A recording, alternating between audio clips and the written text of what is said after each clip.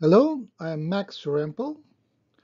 My email is here, and I will talk about a model and genomic evidence of imprinting DNA sequence on water structure around nucleosomes. And here is my website with all the publications in full text on the site. I will start with a bit of history. My collaborator and co-author on this work, Dr. Richard Alan Miller, propose that DNA hologram is the doorway of consciousness. In 1973, he wrote, "We believe that DNA is a projector of the biohologram, both at the cellular level and at the whole organismic level. This means that DNA creates situation of complex pattern of three-dimensional electromagnetic standing and moving wave fronts in the space that the organism occupies. We believe that these wave fronts interact with and interpenetrate with and interdetermine the physical substance that makes up the creature." That's embryonic holography. And he also said in 1973, consciousness may be seen as a frame of electrical charges in motion, such as electrons bombarding the television screen. Personality is a time series of these scintillating frames of consciousness. It's a holographic concept of reality. And this is just the nicest illustration of the self-organizing biohologram that I could find. And there is that simplified scheme of DNA bidirectionally connected to the idea of the biohologram, and this one is bidirectionally connected to the idea of consciousness. I will start with a bit of history. In 2019, we published a paper where we connected the DNA and microtubules. So the paradox is that DNA is contained in a nucleus inside, and it is a huge program responsible for the program of the cell, its ability to think, make decisions, pretty complex decisions, regulate large number of biochemical processes and external reactions.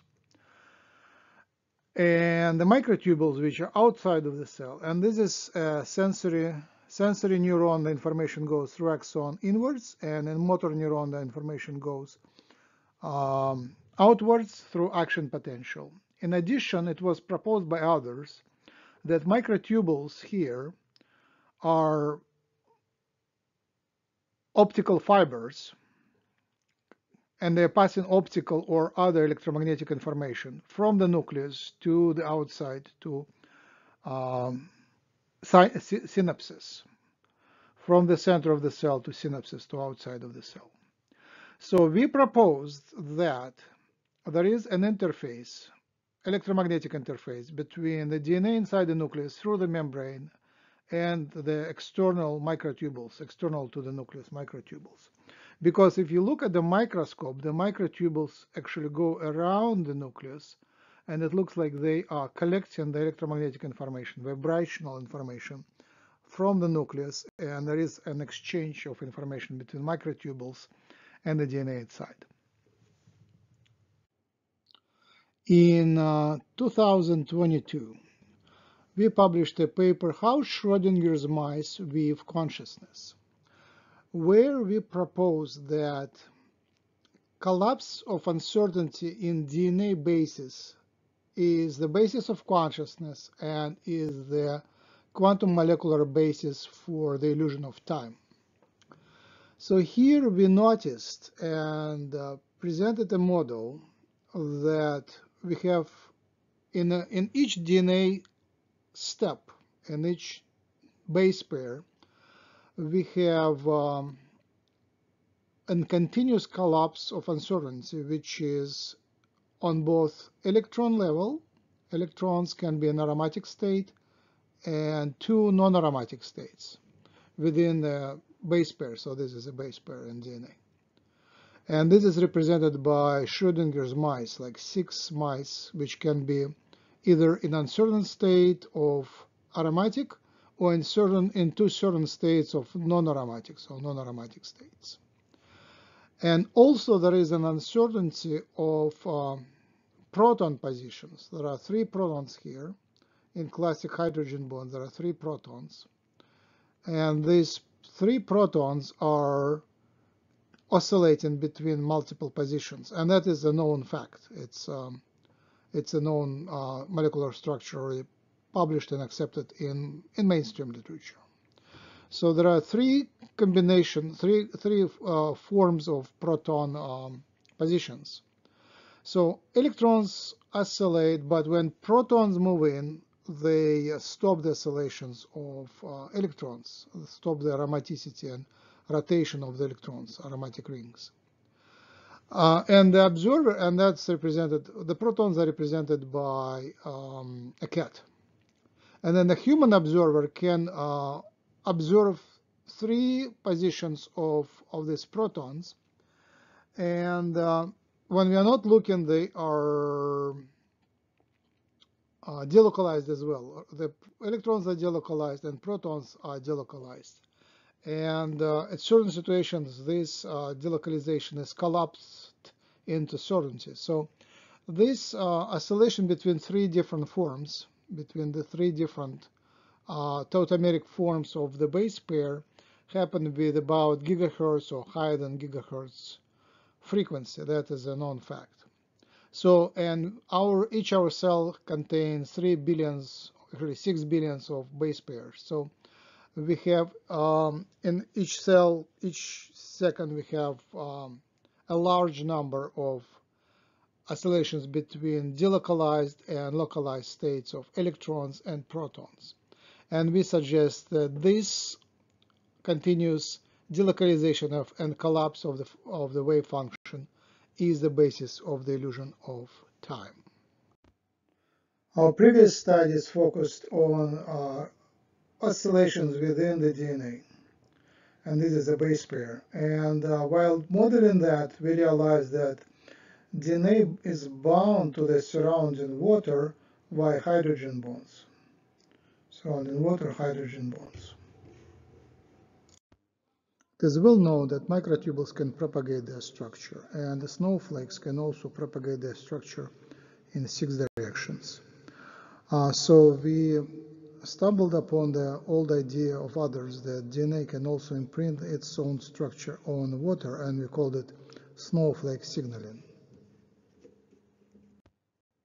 So the idea is that in a cell nucleus, DNA continuously creates and dissolves water clusters. So now let's bring the field into the picture. In addition to snowflake signaling, which is structural propagation of information, DNA also creates a field. And this field also affects surrounding nucleoplasm, especially when it is in dynamic equilibrium. And it also affects the structure formation and dissolution. And it's also a bidirectional process. So the honeycomb hexagonal structure of water crystals is well known. So we also notice that DNA base pairs have hexagonal structures. There are hexagons in each base pair, and there are hexagons between the base pairs. It is difficult to imprint any structure on classical models of ice because they are perfect in each direction and they fit each other only in one way. On the other hand, the flat layers of Polywater proposed by Lippincott in '69, they allow and actually require shifts in 3 directions, allowing to imprint the structure on them, and also they have gaps filled with liquid water, allowing for continuous dynamic self-reorganization. Here we embedded the base pair into water honeycomb while keeping the proportions. Here we embedded a base pair into a Lippincott Polywater structure. This is a stick model, and this one is ball model, the same structure. Here is a double helix, and the water layers perpendicular to the axis. So how can DNA sequence imprint on water structure? We notice that position of purines depend on DNA sequence, and they can be either on one strand or another. And depending on which position is the purine, the gap between the bases shifts one way or another. And this way it can imprint on water structure. So here you see the base, the gap between the bases is on the left when the purine is on the right, and when the purine is on the left, the gap is on the right. So there is a shift one way or another.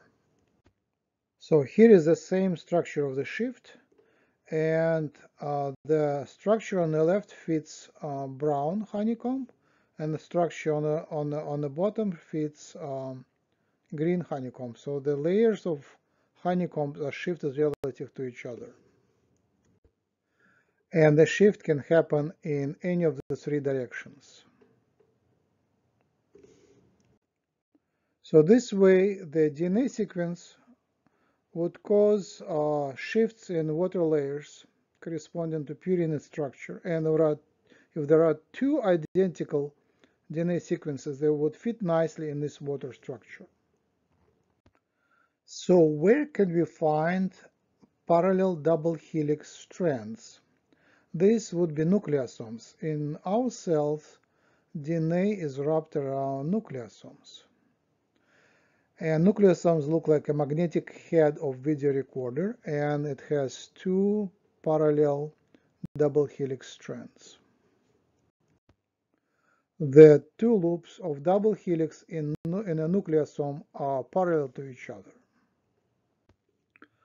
So if two pieces are parallel on a nucleosome, and if they're connected by parallel water layers, then they might have evolved to have identical purine sequences. And if you unwrap the nucleosome into a string, these red pieces would form vectors. And our hypothesis is that the genome will be enriched in those, we call them jumps. If one vector is repeated again with a gap, and based on the size of nucleosome, this gap would be 77 bases. So we hypothesize that the genome will be enriched with these structures. So we took the whole human genome and selected from it only the parts which are most likely to be participating in snowflake signaling. So we excluded protein coding exons because they're under evolutionary pressure to produce functional proteins. We excluded introns which are transcribed into RNA and are also under evolutionary pressure. And we included only intergenic regions, about 46% of the genome, which are not under evolutionary pressure to produce RNA or proteins. And then among intergenic regions, we only took the part which is bound by nucleosomes, and only the part which is concerned with evolution, meaning that it has function. So we were looking for jumps in a purine sequence, purine jumps, and counted how many jumps we found. And we found that there is a peak with a size around 77 bases in three independent subsets of the genome. And also we found some other peaks which correspond to more turns of the DNA, larger turns of the DNA and smaller turns of the DNA. So this is summarized: 77, minus one turn, minus another turn, plus one turn, plus another turn. So this is a supporting evidence of purine jumps. Therefore, we observed an evolutionary imprinting of water structure on the genome.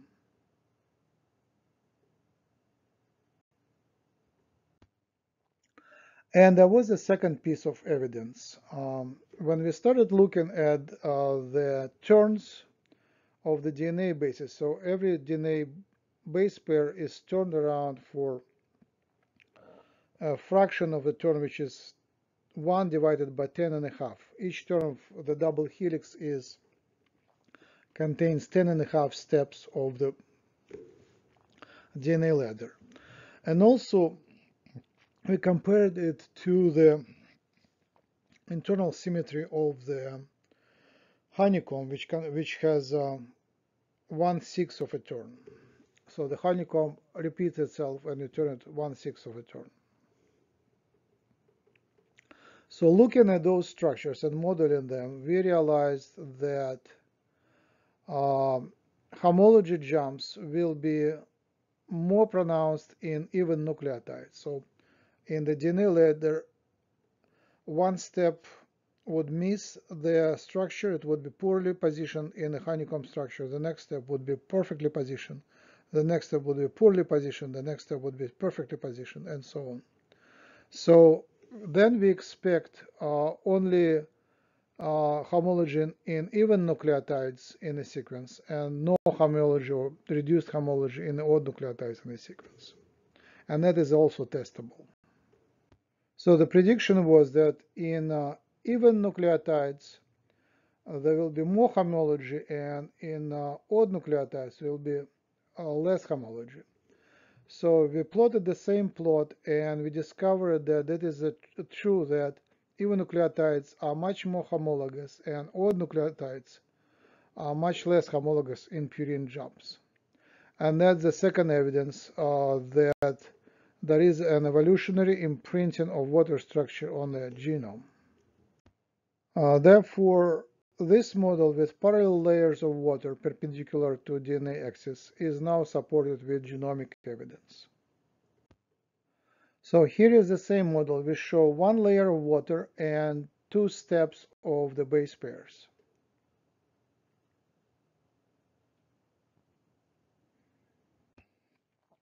Here are just layers of water in the canyon model where you have gaps which are continuously self-reorganizing. And here is an example from nature. You have a canyon filled with water, and depending on temperature oscillations, the ice would self-organize and reorganize. So our model of continuous self-reorganization of water is directly related to biofield, because the biofield would be most efficient when it would affect the self-structuring of water clusters and continuous self-reorganization. And that's where the consciousness would enter the body in this dynamic self-organizing process. I would like to thank my current coworkers and collaborators and the ones which contributed over a number of years. And here is the website where you can find all our full text publications. Thank you very much.